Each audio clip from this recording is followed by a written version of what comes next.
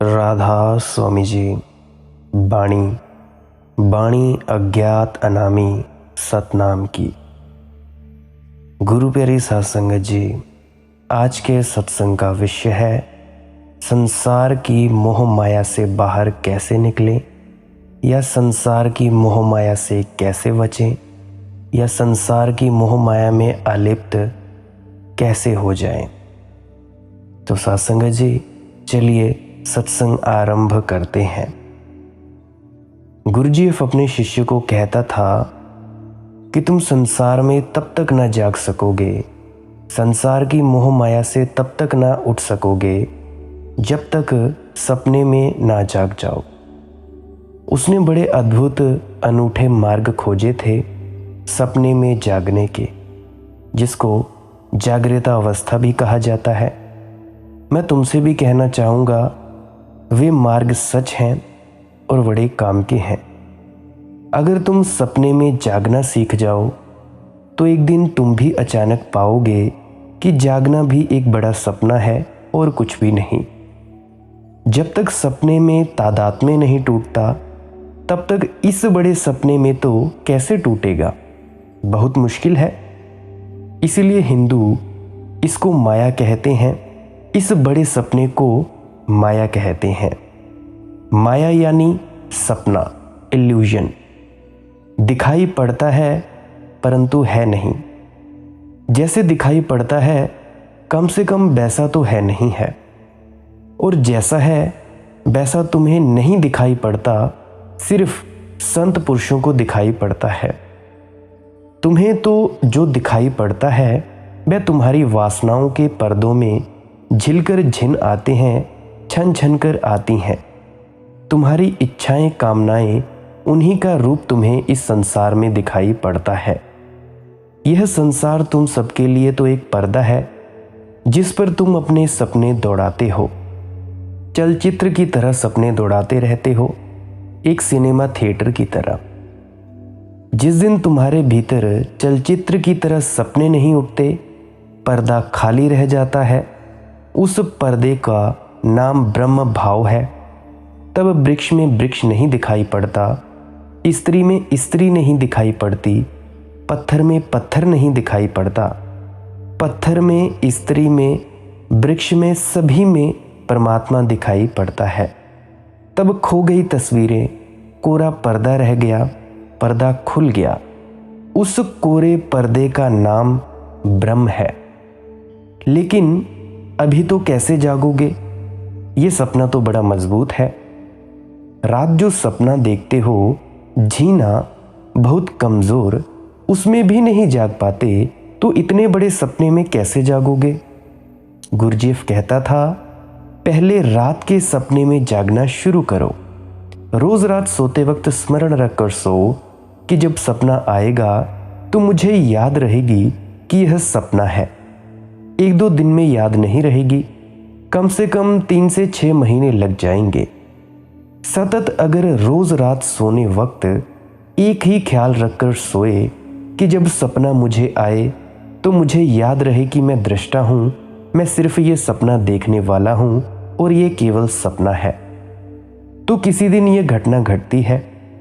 3 से 6 महीने के बीच अगर सतत प्रयास किया जाए, अगर रोज यही सोच सोच कर सोए कि सपने को देख लूँगा और पहचान लूँगा कि सपना है, तब तुम्हें कुछ होश आएगा। जागकर तो सभी पहचानते हैं, सुबह उठकर तो सभी पहचान लेते हैं, फिर कुछ मज़ा नहीं है। ये तो बड़ी साधारण सी बात है। जब सपना चल रहा होगा रात, तभी बीच में अपने को झटका देकर याद कर लूँगा कि यह सपना है। जिस दिन यह घटना घटती है, उसी दिन तुम हैरान हो जाओगे कि एक क्रांति हो गई। घटना है तो घटना है, घटती भी है। रोज रोज याद करके सोने से ये याद धीरे धीरे तुम्हारी नींद में प्रविष्ट हो जाती है। जब तुम नींद में गिरने के करीब होते हो, सोचते हो और स्मरण करते रहो, राम राम जपने से ये बेहतर है, ज़्यादा बेहतर है। माला फेरने से यह ज़्यादा बेहतर है, क्योंकि माला फेरने से क्या होगा, राम नाम जपने से क्या होगा? तोते की तरह जपते जाओ और बोलते जाओ। माला फेरने से क्या होने का है? माला फेरने से कुछ ज्ञान तो उत्पन्न होने वाला नहीं है, लेकिन अगर ये स्मरण करके सोएं कि जो भी मुझे रात दिखाई पड़ेगा वह मैं पहचान लूँगा कि सपना है, मैं साक्षी बन जाऊँगा, मैं विटनेस हो जाऊँगा उस सपने का। इसी भाव में रगे रगे नींद में डूब गए तो तुम सुबह एक दिन पाओगे कि और ढंग से उठे जैसे तुम कभी ना उठे थे। एक रात तुम पाओगे कि सपना था और तुम्हें दिखाई पड़ गया कि सपना है, और तब बड़ी मजेदार घटना घटती है। दिखाई पड़ने से सपना खो जाता है। जैसे ही तुम देखते हो कि यह सपना है, जैसे ही पहचाना कि यह सपना है, कि सपना खो जाता है। जब तुम एक साक्षी भाव की तरह, एक गवाह की तरह देखते हो तो सपना नहीं होता है। यह सपना हो सकता है या साक्षी हो सकता है, दोनों साथ साथ नहीं होते। या तो तुम देख सकते हो या तो तुम सपना देख सकते हो, दोनों साथ साथ हो नहीं सकते हैं। इसीलिए साक्षी भाव की दशा में जो दिखाई पड़े, जागृता अवस्था की दशा में जो दिखाई पड़े, वही सत्य है। क्योंकि जागृता अवस्था और सपना कभी साथ साथ नहीं होते हैं। जब तक जागृता अवस्था पैदा नहीं हुई, साक्षी भाव पैदा नहीं हुआ, दृष्टा भाव पैदा नहीं हुआ, तुम देखने वाले नहीं बने, तब तक तुम जो भी देख रहे हो वह सब सपना है, उसमें कुछ भी सत्य नहीं है। सत्य होने की कसौटी है साक्षी भाव, देखना मात्र, जागृता अवस्था। इस अवस्था की तरफ जाना हो तो एक एक कदम उठाना पड़ता है। संत कबीरदास जी की वाणी है, रे या मैं क्या मेरा क्या तेरा, लाज न मरही कहत घर मेरा, यह मेरे तेरे का सपना छोड़ो। चारी पहर निसी भोरा, जैसे तरवर पंखी वसेरा। रात पक्षी आ जाते हैं, सांझ होते होते वृक्षों पर बैठे जाते हैं, सो जाते हैं, सुबह उड़ चले जाते हैं। जैसे तरवर पंखी बसेरा, ठीक वैसी ही बात है। इस पृथ्वी पर हमने रात भर के लिए बसेरा कर लिया है, सुबह फिर पता नहीं किस ग्रह नक्षत्र पर उड़ जाएंगे। तुम्हें पता है कम से कम 50,000 पृथ्वियों पर जन्म है, जीवन है। ये अकेली पृथ्वी नहीं है जहाँ जीवन है, कम से कम 50,000 पृथ्वियाँ हैं जहाँ जीवन है। ये कम से कम बात कर रहा हूँ मैं, ज़्यादा से ज़्यादा का हिसाब अभी नहीं लगाया जा सकता। इतनी तो है मगर बड़ी दूर है। अब देखो 50,000 पृथ्वियाँ हैं, उन सब पर जीवन है। इस पृथ्वी पर हम रात भर के लिए वसे हैं। रात 70 साल की हो क्या फ़र्क पड़ता है, कि रात 7 घंटे की हो इससे भी क्या फ़र्क पड़ता है। और जीवन की अनंत यात्रा में 70 साल भी 7 पल से ज़्यादा नहीं है। चरी पहर निसी भोरा, सुबह जल्दी आ जाएगी। सुबह यानी मौत। मौत कबीर सुबह कह रहे हैं, क्योंकि मौत में जाकर पता चलेगा कि वह जो देख रहे थे वह सपना था। संत कबीरदास जी की वाणी है, चार पहर निसी भोरा, जैसे तरवर पंखी वसेरा। जैसे बनिए हाट पसारा, सब जग कासो सृजनहारा। ये परमात्मा ने सारा जगत ऐसे फैलाया है जैसे बनिया जाता है मेले में और दुकान फैला देता है। फिर सांझ हो गई, दुकान बांध लेता है और चल पड़ता है वापस अपने घर की तरफ। ऐसे परमात्मा रोज यह पसारा करता है, रोज समेट लेता है। ये परमात्मा का विस्तार है, अनंत विस्तार है। ये उसका खेल है, ये उसकी लीला है। इसमें मेरा तेरा मत करो, लेकिन हो जाता है मेरे तेरे की भूल तो हो ही जाती है। इस जगत में तुम अगर धर्म के रहस्य को समझना चाहो तो लीला शब्द को ध्यान से समझ लेना। यह जगत एक खेल है, एक बड़ी लीला है, इससे ज्यादा कुछ भी नहीं है। इसमें गंभीर होने की जरूरत नहीं है, सीरियस होने की जरूरत नहीं है। यह ना तो कुछ मेरा है और ना तो कुछ तेरा है, ना कुछ हार है ना कुछ जीत है, ना कुछ सफलता ना कुछ असफलता।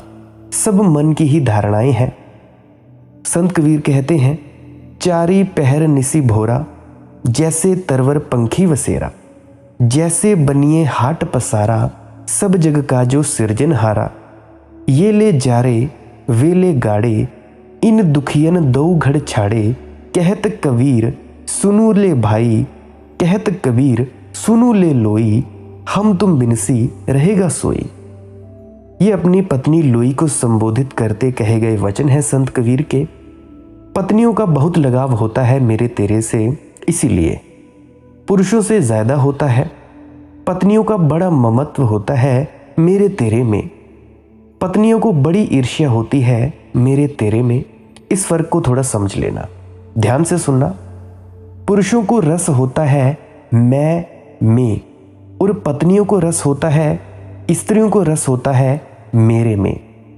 पुरुषों को अकड़ होती है मैं की, स्त्री को अकड़ होती है मेरे की। तो स्त्री जब किसी से प्रेम करती है तो पहले देख लेती है कि क्या है इसके पास, कितना है इसके पास।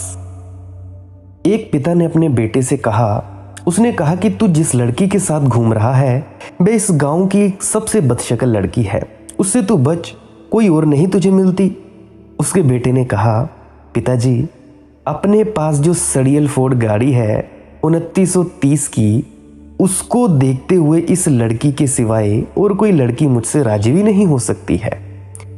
स्त्रियां देखती हैं क्या है तुम्हारे पास, बैंक बैलेंस कितना है, प्रतिष्ठा कितनी है, धन दौलत कितनी है।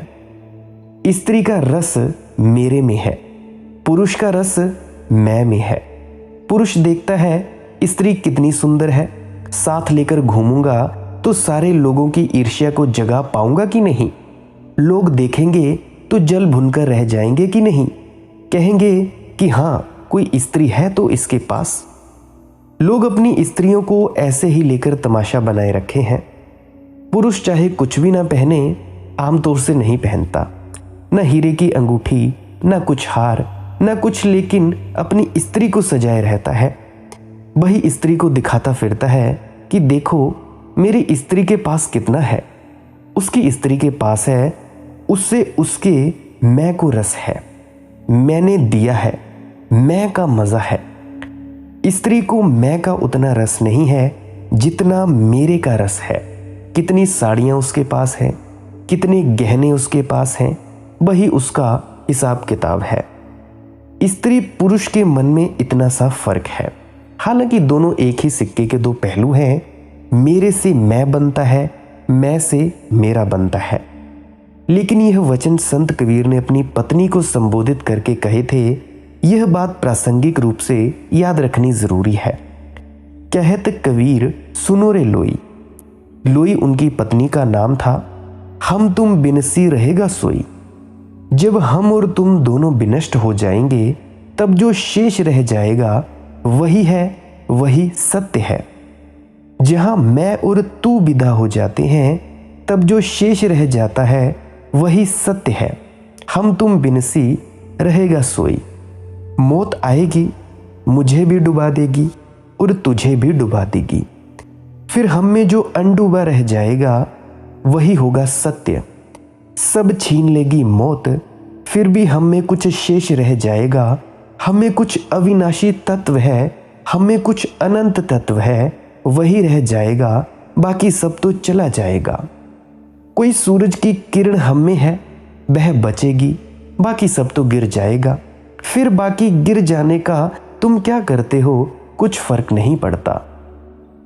ये ले जारे वे ले गाड़े, हिंदू ले जाकर जला देते हैं, मुसलमान गड़ा देते हैं, बाकी सब फर्क फिजूल है। चाहे गड़ाओ चाहे जलाओ, क्या फर्क पड़ता है, क्योंकि जो था असली वह तो गया। अब तो लाश पड़ी रह गई है, मिट्टी पड़ी रह गई है। ये ले जारे वे ले गाड़े, फिर फिजूल की झंझटें मचा रहे हो। कोई जला देता है, कोई गड़ा देता है, इससे क्या फर्क पड़ता है। इन दुखियन दो घर छाड़े, लेकिन जो मर गया है वह भी घर छोड़कर उड़ गया। जो गाड़ रहे हैं, जला रहे हैं, वे भी आज नहीं तो कल घर छोड़कर उड़े चले जाएंगे। यह घर घर नहीं है। जैसे तरवर पंखी वसेरा, चारी पहर निसी भोरा। ये केवल थोड़ी देर के लिए हम रुक गए हैं, विश्राम के लिए। थक गए हैं और रुक गए हैं। ये पड़ाव है, मंजिल नहीं है। इनमें खिज़ां का रंग भी शामिल ज़रूर है। गहरी नज़र से नक्शो निगारे वहार देख। सारे संतों ने यही कहा है। अगर तुम बाहर को भी बहुत गौर से देखो, गहरी नज़र से देखो, तो उसमें पतझड़ तो छिपा हुआ पाओगे। इनमें खिज़ां का रंग भी शामिल ज़रूर है। गहरी नज़र से नक्शो निज़ार बहार देख। अगर तुम जीवन को गहरी नज़र से देखोगे तो उसमें तुम मौत को छिपा पाओगे। अगर सुख को तुम गहरी नज़र से देखोगे तो दुख उसके पीछे छाया की तरह आता हुआ दिखाई पड़ा रह जाएगा। अगर सफलता को गौर से देखोगे तो तुम पाओगे उसका ही दूसरा पहलू असफलता है। यश के पीछे अपयश लगा है, नाम के पीछे बदनामी लगी है। इस जगत में सभी चीज़ें द्वैत से भरी हैं, द्वंद्व से भरी हैं। जो बहार में उलझ मत जाना, गौर से देखना, बहार के पीछे पतझड़ आती ही है, आ ही रही है और आ ही गई है। बाहर उसी का रास्ता साफ कर रही है, फिर यहाँ क्या मेरा और क्या तेरा। सौंदर्य तो 2 क्षण का है। Beauty is just for 2 seconds. जीवन 2 क्षण का है। यह चहल पहल 2 क्षण की है, फिर सब सन्नाटा हो जाता है। ये जो 2 क्षण का जगत है, यह जो पानी का बुलबुला जगत है, इसमें बहुत रस न लगाओ। इस बुलबुले से अपने को बांधो मत, अन्यथा टूटेगा तो पीड़ा होगी। इसीलिए ज्ञानी शांति से मर पाता है। अज्ञानी तो शांति से भी जी नहीं पाता, मरने की तो बात ही दूर।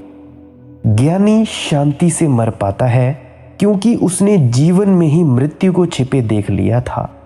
और जिसने जीवन और मृत्यु दोनों को देख लिया, वह दोनों के पार हो गया। वह साक्षी बन गया, दृष्टा बन गया, जागृता अवस्था में आ गया। वही बचता है, हम तुम बिनसी रहेगा सोई। मन तू पार उतर कह जेहूं। और मन दौड़ाए रखता है। मन कहता है चलो यहाँ, चलो वहाँ, इसे पालो और उसे पालो। मन कितनी कितनी उत्तेजनाएं देता है। मन उत्तेजनाओं को जन्माए चला जाता है। एक वासना पूरी नहीं होती कि 10 उठाए देता है। तुम्हें दौड़ाए ही रखता है।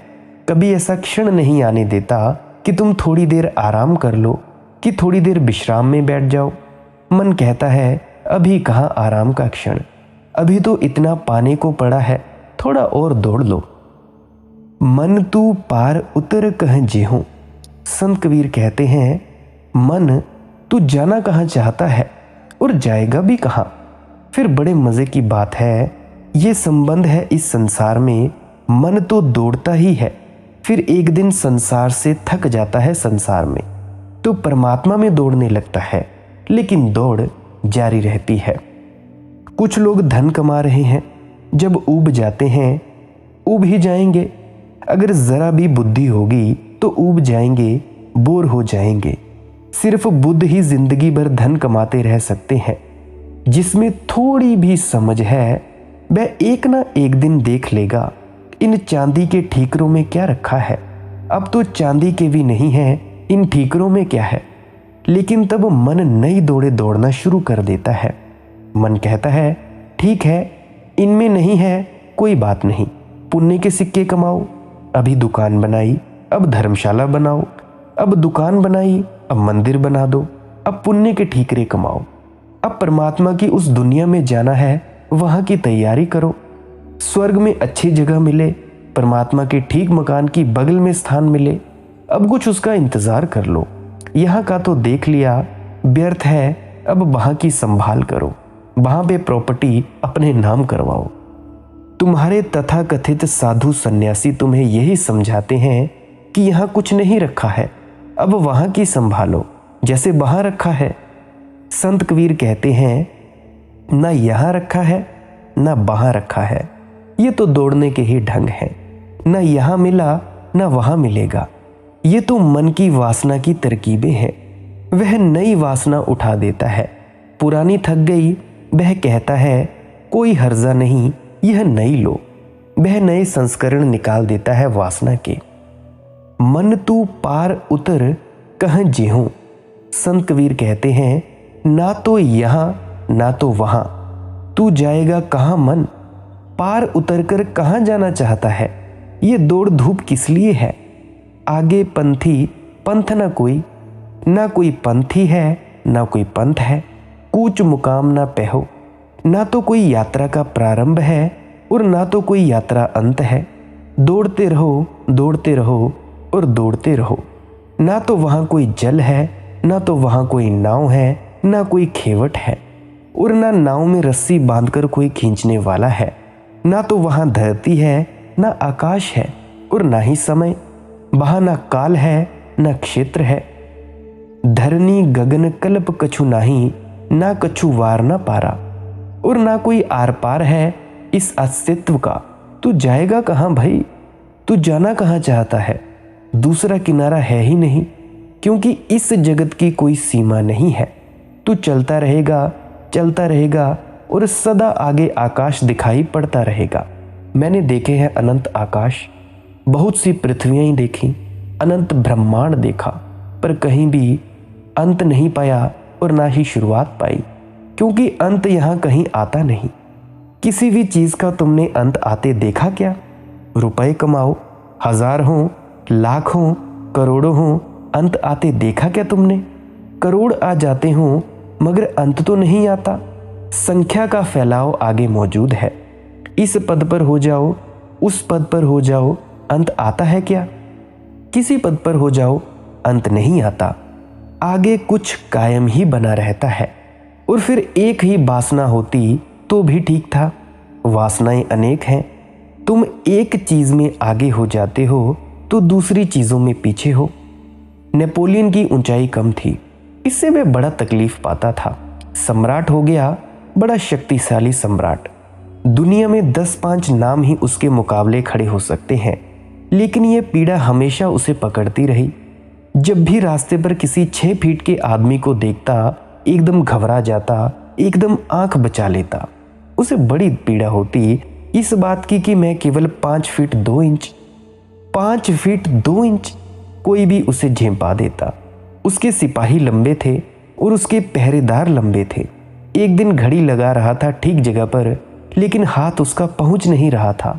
दीवार ऊंची थी जहां लगाना चाहता था, तो उसके बॉडीगार्ड ने, अंगरक्षक ने कहा, मालिक आप रुकें, मैं आपसे ऊंचा हूं, मैं लगाए देता हूं। उसने कहा कि चुप ना समझ, दोबारा यह शब्द उपयोग मत करना। मुझसे ऊंचा, मुझसे लंबा भला हो, लेकिन ऊंचा नहीं। लंबाई ऊंचाई में फर्क है। अहंकार बड़ी पीड़ाएं देता है, मन बड़ी पीड़ाएं देता है, बड़े दुख दर्द देता है। तुम्हारे पास पैसा हो जाता है, सब हो जाता है, लेकिन पैसे को कमाने में स्वास्थ्य खो जाता है। फिर एक दिन तुम देखते हो एक फकीर को, अलमस्त फकीर, चला जा रहा है अपनी बांसुरी बजाते, छाती जल भुन कर रह जाती है। तुम प्रधानमंत्री हो गए, लेकिन जिंदगी उसी में गवा दी दौड़ते दौड़ते। फिर देखते एक दिन एक आदमी को, उसका स्वर मीठा है, उसके काव्य में जीवन है, और तुम उदास हो गए। या देखते किसी आदमी की आंखों को और वहां शांति की गहरी झील है, और तुम्हारे भीतर सिवाय पागलपन के कुछ भी नहीं। पागलपन ना होता तो राजनीति में क्यों होते, दौड़ते क्यों? तुम्हारी आंखों में सिर्फ विक्षिप्तता है और देखते हैं किसी की आंखों में शांति की झील। मन एकदम तृष्णा से भर जाता है, लोभ से भर जाता है। कोई तुमसे ज्यादा सुंदर है, कोई तुमसे ज्यादा ज्ञानी है, किसी के पास तुमसे ज्यादा पैसा है, किसी के पास तुमसे ज्यादा स्वस्थ है, अच्छी सेहत है, किसी के पास कुछ, किसी के पास कुछ। क्या क्या करोगे, कहां कहां दौड़ोगे भाई, पार कहां पाओगे? मन तू पार उतर कह जेहूं, कोई ना कोई आगे होगा, कोई ना किसी दिशा में आगे होगा ही होगा। पीड़ा होती रहेगी, मन सभी दिशाओं में सबसे आगे होना चाहता है। यह असंभव है। यह असंभव इसीलिए है कि दिशाएं एक दूसरे के विपरीत हैं। समझो, अगर तुम सबसे बड़े राजनेता होना चाहते हो तो तुम सबसे बड़े सन्यासी नहीं हो सकते। वे विपरीत हैं। एक पूरा होगा तो दूसरा नहीं हो सकता। जो पूर्व दिशा की तरफ जाना चाहता है वह पश्चिम नहीं जा सकता एक ही साथ। दो घोड़ों पर कौन सवार हो सकता है? और यहाँ दो घोड़े नहीं हैं, यहाँ 1000 घोड़े हैं और 1000 घोड़ों को इकट्ठे सवार होने का मन है। तुम्हें एक को तो चुनना ही पड़ता है और चुनना ही पड़ेगा। जीवन में चॉइस है। अगर तुमने राजनीति चुनी तो धर्म से तुम चूक जाओगे, क्योंकि धर्म और राजनीति विपरीत दिशाएं हैं। राजनीति में दूसरे को जीतना है और धर्म में स्वयं को जीतना है। राजनीति में धोखाधड़ी है, बेईमानी है। बिना बेईमानी के, धोखाधड़ी के वहां कोई नहीं जीतता। वहां चालबाजियां हैं, कूटनीतियां हैं। धर्म में धोखाधड़ी कभी नहीं जीतती। परमात्मा के साथ कैसी धोखाधड़ी? वहां सरल चित्त सीधे साधे लोग जीतते हैं। वहां जिनके पास बाल हृदय है, बच्चों जैसा दिल है, वे ही जीतते हैं। वहां ध्यानस्थ लोग जीतते हैं। राजनीति में ध्यानस्थ तो हार ही जाएगा, क्योंकि राजनीति में तो बड़ा विचार चाहिए, दूर का विचार चाहिए। राजनीति तो शतरंज का खेल है। कहते हैं शतरंज का खिलाड़ी तभी जीत सकता है ठीक से जब आगे के 5 चाल का हिसाब उसके भीतर हो। कम से कम 5 चालों का। मैं ये चलूंगा, दूसरा क्या चलेगा, फिर मैं क्या चलूंगा, दूसरा क्या चलेगा, फिर मैं क्या चलूंगा, फिर दूसरा क्या चलेगा। ऐसी कम से कम 5 चाल का जिसे पहले से हिसाब हो वही शतरंज में जीत पाता है। तो शतरंज तो पागल कर ही दी होगी। मैंने सुना है इजिप्ट में ऐसा हुआ। एक सम्राट शतरंज का बड़ा शौकीन था, खिलाड़ी था। वह पागल हो गया। वह शतरंज खेलते ही खेलते पागल हुआ। शतरंज भी राजनीति का ही खेल है। राजा, हाथी, घोड़े वे सब प्रतीक हैं। शतरंज यानी दिल्ली, इसको गिराओ, उसको गिराओ, इसको चलाओ, उसको भुलाओ, सब चलता रहता है।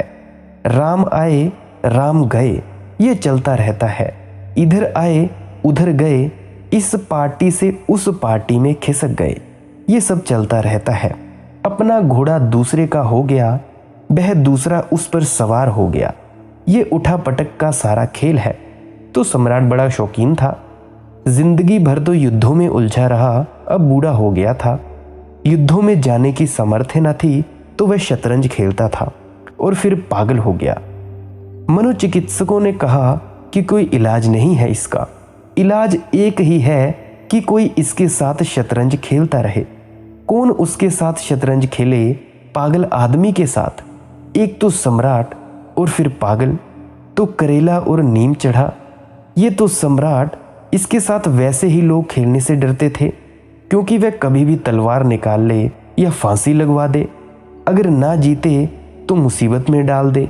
और अब पागल हो गया था, इसके साथ खेलेगा कौन? लेकिन काफी रुपए देने का वादा किया था, तो एक खिलाड़ी आ गया। कहते हैं साल भर वह खिलाड़ी उसके साथ खेलता था। सम्राट ठीक हो गया, खिलाड़ी पागल हो गया। अब पागल के साथ शतरंज खेलोगे तो कितने दिन होशियार रह सकते हो? ज्यादा देर होशियार नहीं रह सकते। पागल की चालों को समझोगे, पागल का हिसाब किताब रखोगे, पागल क्या चल रहा है, क्या कर रहा है, तुमको उसके जवाब खोजने पड़ेंगे। धीरे धीरे तुम भी पागल हो जाओगे। इसीलिए अक्सर ऐसा होता है कि 2 राजनीतिक पार्टियां लड़ते लड़ते बिल्कुल एक जैसी ही हो जाती हैं, उनमें कोई फर्क नहीं रहता।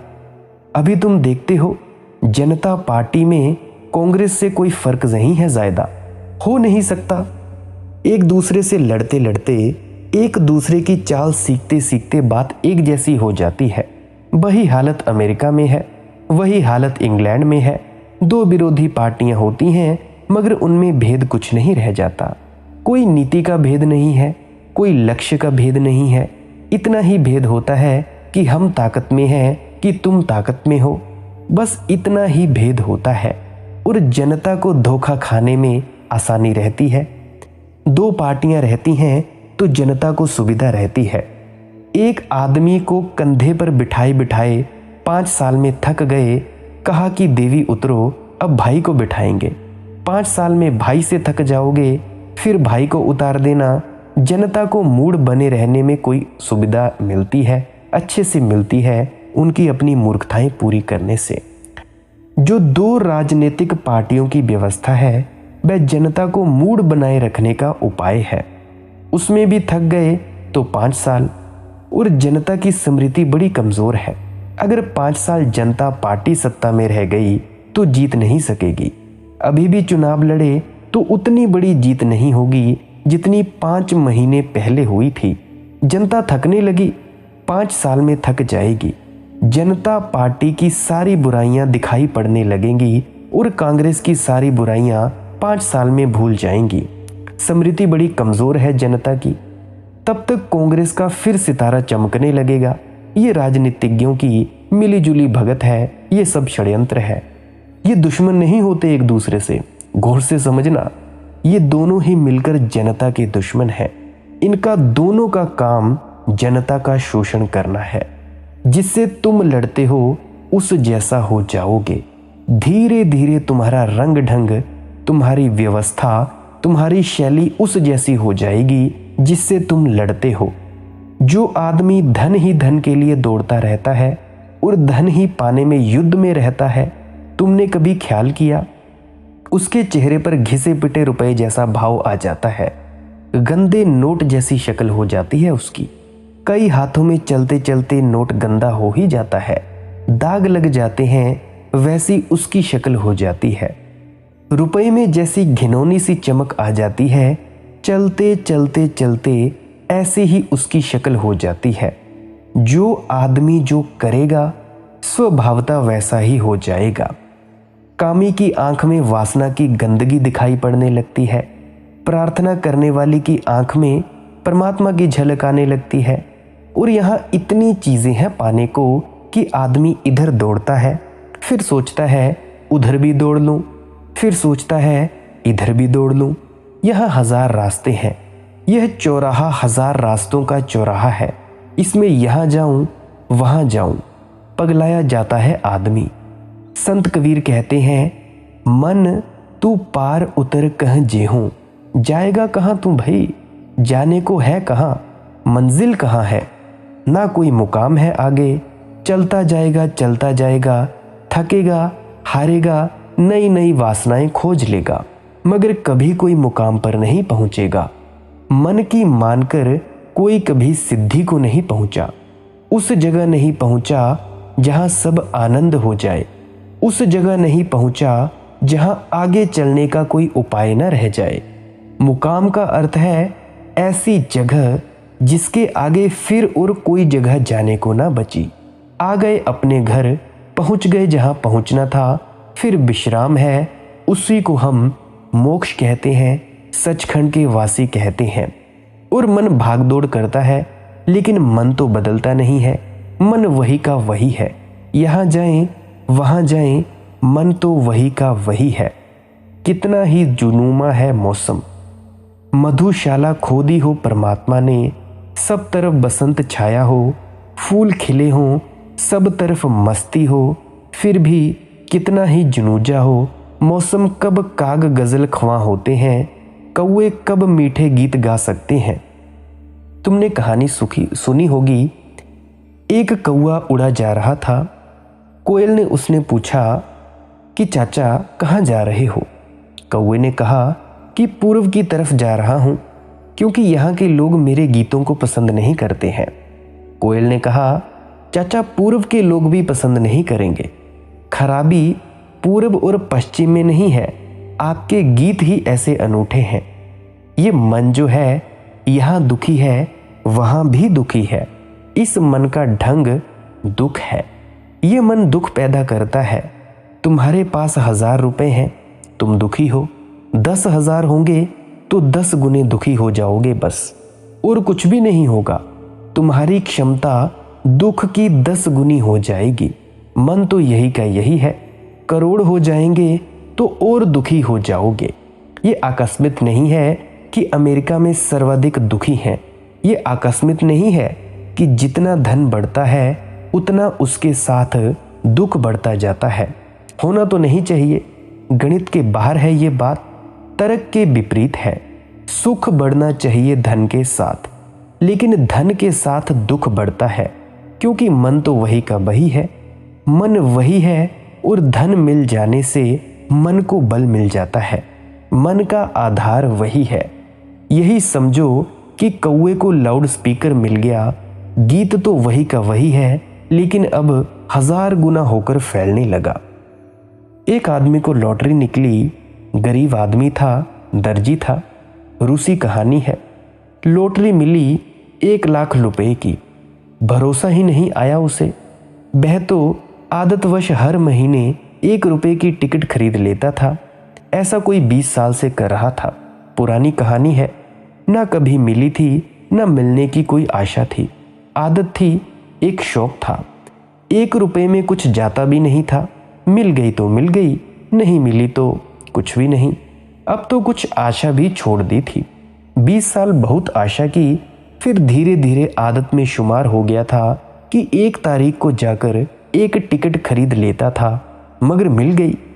लॉटरी आई तो उसे भरोसा नहीं आया। एकदम दीवाना हो गया। ताला लगाकर दुकान पर उसने चाबी जो थी कुएं में फेंक दी। अब करना क्या है? लाख रुपए पास जिंदगी के लिए बहुत हैं। पुरानी कहानी है। अपनी जिंदगी के लिए नहीं, बच्चों की जिंदगी के लिए भी बहुत है। रास्ते सस्ते जमाने की बात है। तब लाख रुपए का बहुत मूल्य होता था, लेकिन वह रात भर, साल भर में लाख रुपए उड़ गए। न केवल लाख रुपए उड़ गए, साथ ही उसका स्वास्थ्य भी उड़ गया, क्योंकि खूब शराब पी, वैश्या गमन किया, जुआ खेला, रात रात जागे। इतना दुख कभी नहीं भोगा था जितना इस साल में भोगा। वह बड़ा सोचता था कि बात क्या है। लोग तो कहते हैं धन हो तो सुख होता है। मैं पहले ही सुखी था। अपना दिन भर काम कर लेता था, रुपए 2 रुपए कमा लेता था, सब मौज थी। रात अपने घर जाकर शांति से सो जाता था। रास्ते ही हम फिर से हो गए। रुपए ही नहीं थे तो शराब घर कैसे जाता? रुपए ही नहीं थे तो वैश्या कहीं खोजता? रुपए ही नहीं थे तो जुआ कहाँ खेलता? कुछ बातों का उसे पता ही नहीं था कि जुआ घर भी होते हैं, वैश्याएं भी गाँव में हैं, शराब भी चलती है। ये उसे पता नहीं था। ये पता चलेगा कैसे? इसकी सुविधा नहीं थी। मगर जब लाख रुपए पास आए तो ना केवल सुविधाएं मिल गईं, जिन लोगों की इसके साथ लाख रुपए की नज़र थी वे भी आने लगे। कोई इसको जुआ घर ले गया कि पागल, ये मौका ना चूक, लाख से और ज्यादा कमा सकता है तू। कोई इसे वैश्यालय ले गया कि अब तेरे पास पैसे हैं, ले भोग ले। 4 दिन की जिंदगी है, फिर अंधेरी रात। देखते हैं, भोगी कहता है 4 दिन की जिंदगी है, फिर अंधेरी रात। संत कबीर कहते हैं 4 पहर निसी भोरा। ये 4 दिन की अंधेरी रात है और फिर सुबह है। भोगा साल भर में बिल्कुल मुर्दे जैसा हो गया। रुपया भी चला गया, उल्टी उधारी चढ़ गई। कभी जिंदगी में उधारी न रही थी। उधार करने की कभी हिम्मत ही न थी, सामर्थ्य ही नहीं था। सदा शान से चला था, अब लोगों से बच बच कर निकलने लगा। साल भर बाद जब वह आदमी अपनी दुकान पर खड़ा हुआ तो ऐसा जैसे कि 20 साल जिंदगी खराब हो गई हो, जैसे 20 साल बीमार रहा हो, खाट से लगा रहा हो। हड्डी हड्डी हो गया था, आंखें धंस गई थी। कुएं में उतरकर किसी तरह चाबी खोजी, फिर अपनी दुकान करने लगा और भगवान को कहा कि अब दोबारा भूल करके लॉटरी मत खुलवाना। मगर पुरानी आदत जारी रही। वह 1 रुपए की टिकट खरीदता रहा और संयोग की बात, साल भर बाद फिर लॉटरी आ गई। जब दरवाजे पर लॉटरी के रुपए लेकर आदमी आकर खड़े हुए तो उसने छाती पीट ली। उसने कहा, हे प्रभु, फिर से। हालांकि चाहता नहीं था अब, मगर छोड़ भी नहीं सकता था। वह मन कहता है कि पागल, अब फिर एक मौका मिला और पता है सब कि वह पहला मौका जो मिला था सिर्फ दुख दे गया, हड्डी हड्डी कर गया, जार जार कर गया, सीने में छेद ही छेद कर गया, घाव ही घाव छोड़ गया। कभी पति पत्नी में झगड़ा ना हुआ था, वह साल झगड़े में बीता। कभी बच्चों ने गालियां ना दी थी, बच्चों ने पिटाई की। कभी पड़ोसियों ने अनादर न किया था, जहां जाए वहां अनादर हो लगा। सड़कों पर सड़ा रहा, गलियों में नालियों में पड़ा रहा, रात रात पी पी कर पड़ा रहा। सब तरफ से सब खराब हो गया और अब जानता है, लेकिन फिर उठकर खड़ा हो गया। आदमी इतना बेहोश है, मन ऐसा है, फिर द्वार पर ताला लगा दिया। हालांकि उतने बल से नहीं जितना पहली बार, लेकिन फिर भी लगा दिया। अब सोचता है कि चाबी ना फेंकूं, फिर खोजनी पड़ेगी, लेकिन कुछ आदत कुछ पुराना कि अब क्या करना है। सोचते सोचते भी चाबी उसने फिर कुएं में फेंक दी, लेकिन उस साल वह बच ना सका और मर गया। इसीलिए कहानी आगे बढ़ी नहीं। आदमी का मन ऐसा है। शायद मन कहे कि ठीक है, इस संसार में नहीं जाना है, ना जाओ, परलोक तो खोजो, परमात्मा को तो खोजो। तो कबीर उसको तो चेताते हैं, नहीं तन नहीं मन नहीं अपनवों, सुन्न में सुधा ना पहो। तन भी खो जाए, मन भी खो जाए, अपमान भी खो जाए, तो भी मन के द्वारा जो स्थिति आएगी वह रिक्त शून्य की होगी। उसमें पूर्ण नहीं हो सकता। मन शून्य के पार नहीं ले जा सकता। और संत कबीर तो पूर्ण के ही प्रेमी हैं, परमात्मा के ही प्रेमी हैं। संत कबीर कहते हैं, कहीं जाने की जरूरत नहीं है पागल, अपने घर बैठ जा, अपने भीतर बैठ जा। वलीवान होए बैठो घट में, यही ध्यान का अर्थ है। जब जमकर अपने भीतर बैठ जाओ, हिलो मत, कंपन छोड़ो, निष्कंप हो जाओ, और वहीं से ठोर मिलेगी, वहीं से मुकाम मिलेगा। बाहर नहीं है मंजिल, मंजिल भीतर है। जिस हीरे को तुम खोज रहे हो वह बाहर नहीं पड़ा है, उसे तुम लेकर आए हो। वह जन्म के पहले भी तुम्हारे साथ था, वह तुम्हारा स्वरूप है। सच्चिदानंद हो तुम। इसीलिए उपनिषद कहते हैं, तत्वमसि श्वेत केतु, वह तुम ही हो जिसको तुम खोज रहे हो। खोजी में ही खोज का सारा अर्थ छिपा है। खोजने वाले में ही मंजिल छिपी है। अपने ही घट में बैठ जाओ और वहीं से मंजिल मिल जाएगी। संत कबीर कहते हैं, तू खूब सोच ले, कितना ही विचार करना हो कर ले, लेकिन एक बार अंततः निर्णय में ले ले कि कहीं जाने से कुछ भी नहीं होना है, जाने से कुछ भी नहीं होना है। आना है, जाना नहीं है। भीतर आना है, बाहर जाना नहीं है। दूर तो हम वैसे ही अपने से बहुत हैं, ना मालूम क्या क्या खोजते। अब हमें अपने घर लौट आना है। कहे कबीर सब छड़ी कल्पना, ये सब कल्पनाएं हैं धन की, पद की, प्रतिष्ठा की, पुण्य की, स्वर्ग की। ये सब कल्पनाएं ही हैं। और अगर सारी कल्पना छूट जाए तो तुम जो हो वही हो जाओगे, इसी क्षण हो जाओगे। कल्पना से ही बाधा पड़ रही है और तब तुम अपने स्वरूप में ठहर जाओगे। वह स्वरूप स्थिति हो मुक्ति है। स्वरूप की स्थिति ही तुम्हारी मुक्ति है। वही पूर्ण का अनुभव है और उस अनुभव के अतिरिक्त कोई आनंद नहीं, कोई शांति नहीं, कोई उत्सव नहीं। जैसे मेरा मन परमात्मा में लगा, ऐसा परमात्मा भी मुझ में लग जाए। संत कबीर ये कहते हैं, ज्यों मन मेरा तुझ सो। जैसा मेरा मन तेरी तरफ दौड़ रहा है, ऐसे ही जब तेरी कृपा होगी और तू मेरी तरफ दौड़ेगा, तेरा प्रसाद बरसेगा।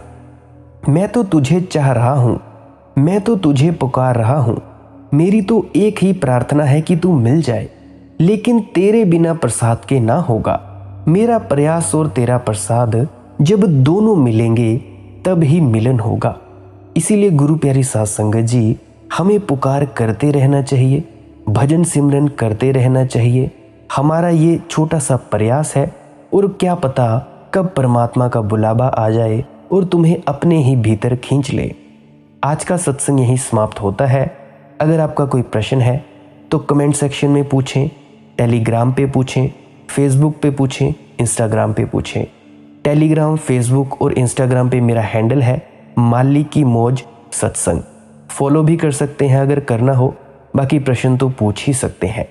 अगर आपको ये जानकारी अच्छी लगी हो आपको लगता है कि आपकी ज़िंदगी तब्दील होगी तो इसको अपने मित्रों तथा परिजनों तक ज़रूर साझा करें। क्या पता आप उनकी अड़चनें दूर कर पाएँ। और मेरी आपसे एक विनती है कि इस चैनल को सब्सक्राइब ज़रूर करें ताकि आप रोज़ नए नए सत्संग, निजी अनुभव और वाणी के आधार पर सुन सकें। कई बार YouTube नोटिफिकेशन नहीं भेजता है, इसीलिए डेली YouTube पर सुबह 6 बजे से लेकर 7 बजे तक सर्च कर लिया करें माली की मौज सत्संग। तब आपको नए नए सत्संग मिल जाएंगे, जो भी नया डला होगा आप उसको सुन सकते हैं। फिर से कह रहा हूँ, मेरी विनती है इन वीडियोस को शेयर ज़रूर कर दिया करें अपने मित्रों तथा परिजनों के साथ। मेरी बस यही विनती है। आपने इतना वक्त दिया, इतना टाइम दिया, इसके लिए धन्यवाद। अंत में आपके भीतर बैठे परमात्मा को प्रणाम करता हूँ। मेरा प्रणाम स्वीकार करें। राधा स्वामी जी।